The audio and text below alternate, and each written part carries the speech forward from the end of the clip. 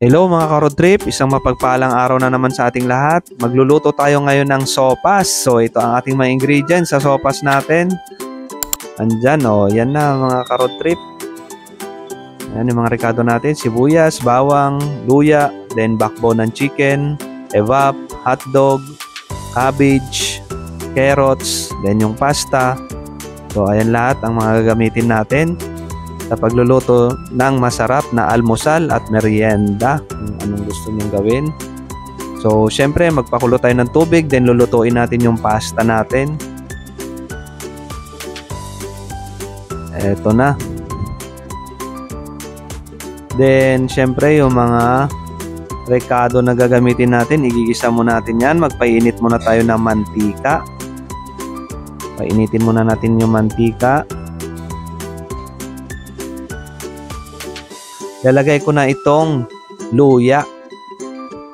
Ayun na yung luya. Siya yung unang igigisa natin. Pero kayo, bahala rin kayo kung pwede rin naman unahin nyo yung sibuyas o kaya yung bawang. Ganyan kasi yung ginagawa ko pag nagluluto ako ng sopas. Mas gusto ko yung luya kasi para gusto ko medyo maluto na maigi. Kasi yung bawang naman at sibuyas, napakadali naman maluto yan.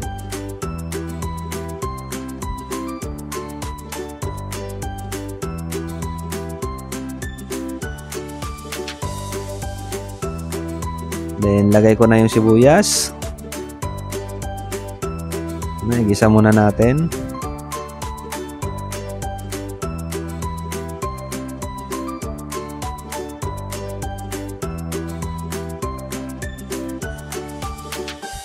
Antayin lang na konti. Then, yung bawang. Ayan na yung bawang. So, ito. Bumango na, naamoy na natin. Amoy ginisa na talaga. Kompleto na tayo dyan.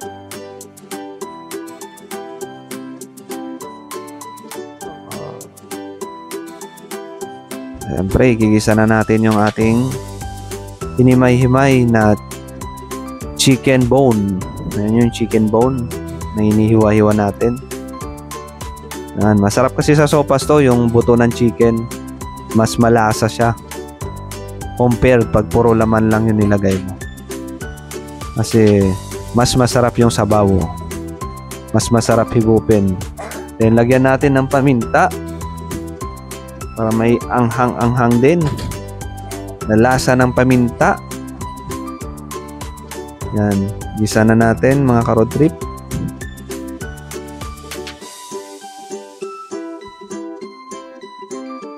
So, ito na yung lagi kong nilalagay pag nagigisa ako.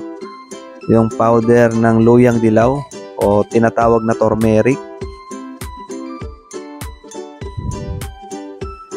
Tanggal lansa din yan.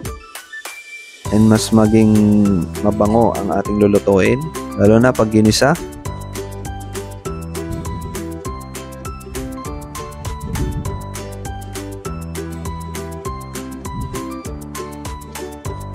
Then, syempre, nilagyan ko na rin ng hotdog yan. Mas masarap naman kasi pagka maraming ingredients. At mabubusog ka talaga. Hindi mo na kailangan magkanin pa. Kompleto na dyan. Syempre, gisa muna natin yan hanggang maluto.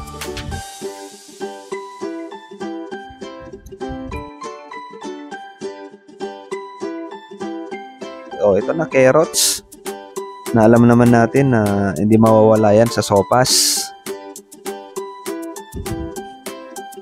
Gisa muna natin yan hanggang maluto ulit.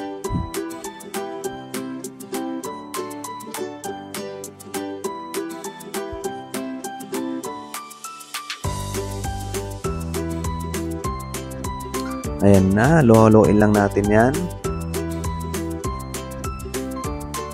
Then, lagyan na natin ng evaporada. Ito na, nilagay na natin dyan lahat. Andyan na yung mga ginisa natin kanina. Antayin natin hanggang kumukulo. Ito, kumukulo na. Then, ilagay na natin yung cabbage. Ito yung isang favorite ko sa sopas itong cabbage. Pag hinalo siya dyan, iba ang lasa. Masarap.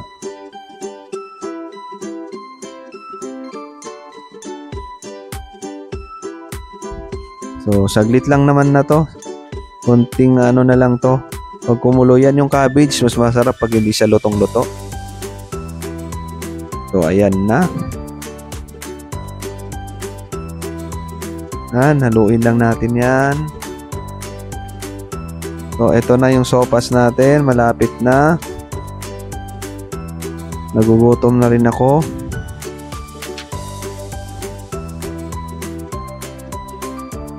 Yan, mga ka-road trip. Halina kayo, kuha na kayo. Kuha lang. Ayan na yung ating sopas. Naka-ready na. Maraming salamat sa mga nanood at sumuporta sa video natin. Thank you. Hanggang sa ulitin.